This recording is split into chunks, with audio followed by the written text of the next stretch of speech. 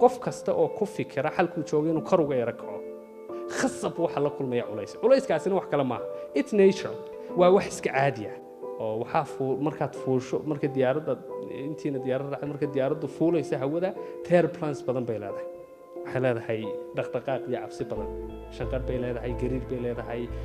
lightska way shidayaan suumanka geejista la odhanayaa dadka ka dhex shaqeeya way fadhiisanayaan waxaad moodaa mini emergency baad moodaa intay fuulaysa hawada laakiin markay fuusho hawada ay gaadho 20 feet iyo wixii ka sarreeya laydhashaa la damiyaa suumasha iska dibciyaa la yidhaahaa dadka ka shaqeeyaa soo baxaa cunto macaan baa lagu siiyaa musqushaad gali kartaa it's okay noloshuna waa saas sida caadiga waa sidaa waxa ugu daran markaad fuulaysa jaran markaad fuusho it's beautiful waxaa jira macallinkayga quote aad u cajiib u leeyahay it's always lonely at the top but you eat there xagga sare mashquul maba noqoto mashquul ma firaaqo xagga sare وانا عدلو لكن سيرو معان بعد عمتين عمتين رفيعان بعد عنيو بعد كل راح يسطو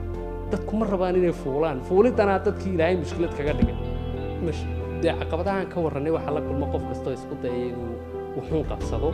دنيه يسرعه أما يسوي بدلا أما